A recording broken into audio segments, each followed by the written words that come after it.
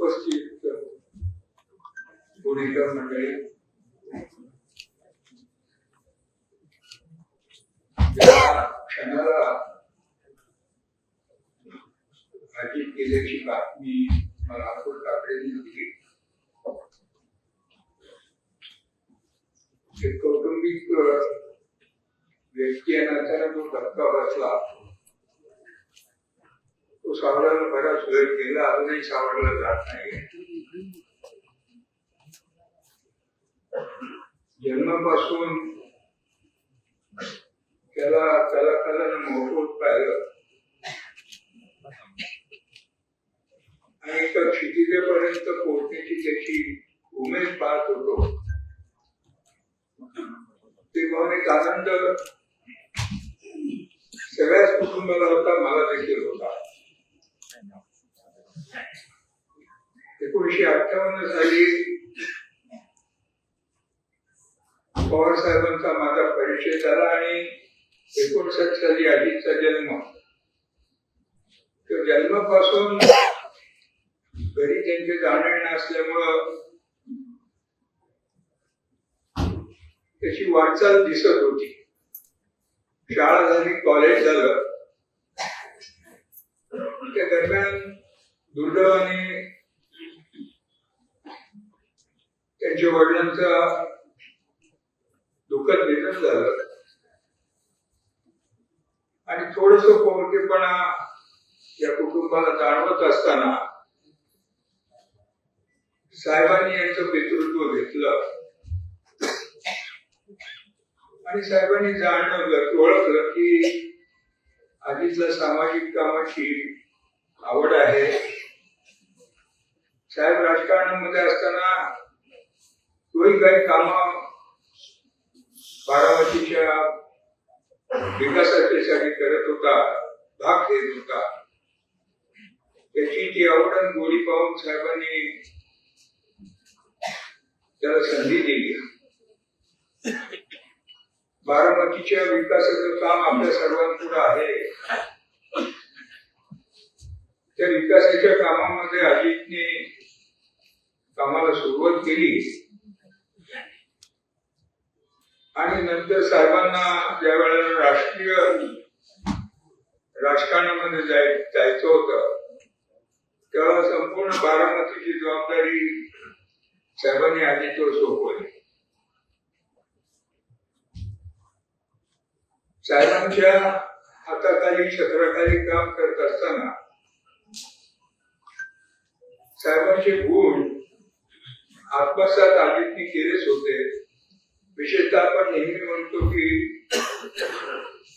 वेळेचा एक शिस्तपणा अजितच्या अंगी होता, तो तरी साहेबांकडून घेतलेला होता.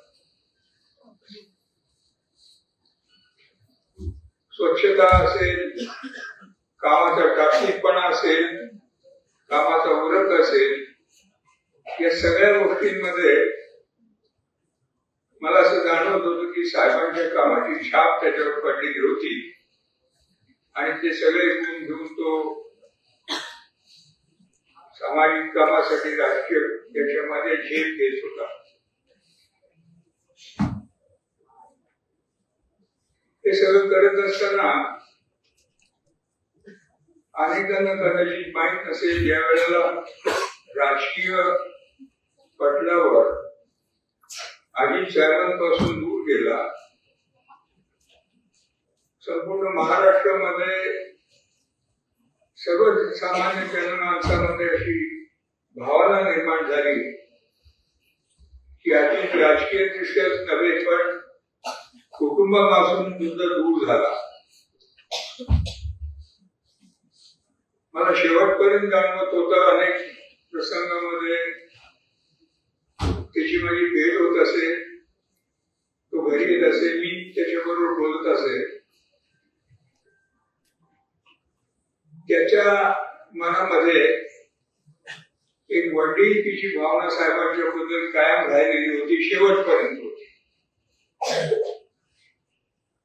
3-4 महिने स्वतःची एक वेगळा गट म्हणून पार्टी म्हणून निर्माण केल्यानंतर माझ्याकडे एक दिवशी आला आणि मला त्याने सांगितलं की काका, मला साहेबांचा आशीर्वाद, छत्र आणि मार्गदर्शन हवं आहे. मित्र या नात्यानं, एक कौटुंबिक घटक या नात्यानं माझी इच्छा आहे की आपण साहेबांशी बोला आणि माझ्याबरोबर या, माझ्याबरोबर मला आशीर्वाद द्या, माझ्याबरोबर मला मार्गदर्शन करा, अशी भावना अजितनी त्याच वेळेला माझ्याकडे आणि अंकुश काकडेंकडे सांगितलेली होती.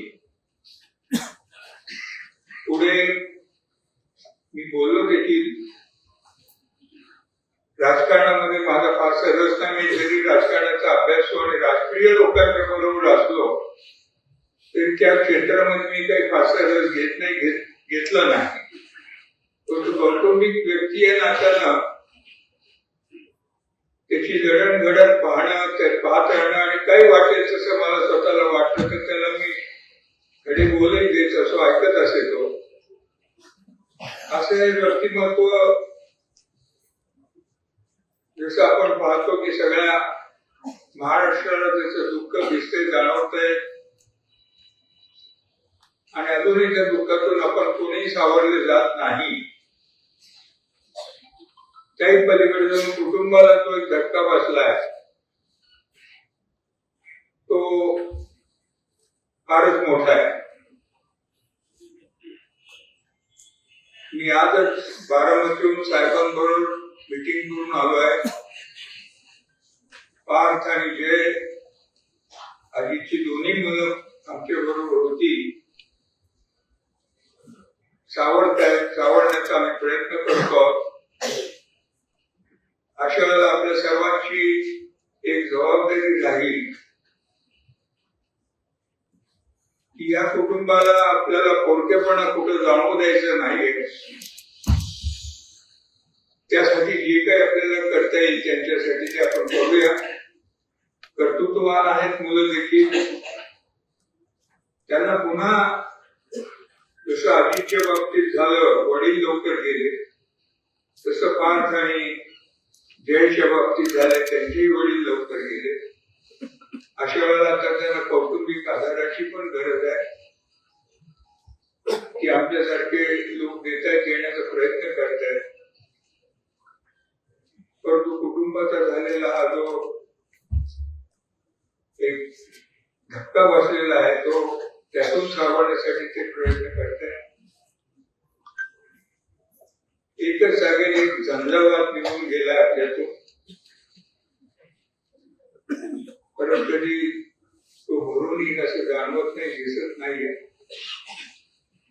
परंतु त्याला श्रद्धांजली एकच त्यांनी देता येईल की त्यांनी जे काम केलंय, ज्या पद्धतीने केलंय ते पुढे नेण्यासाठी आणि ते करण्यासाठी आपण सगळे कटिबद्ध राहू आणि काम करत राहू. अजितला परमेश्वर शांती देव सांगू.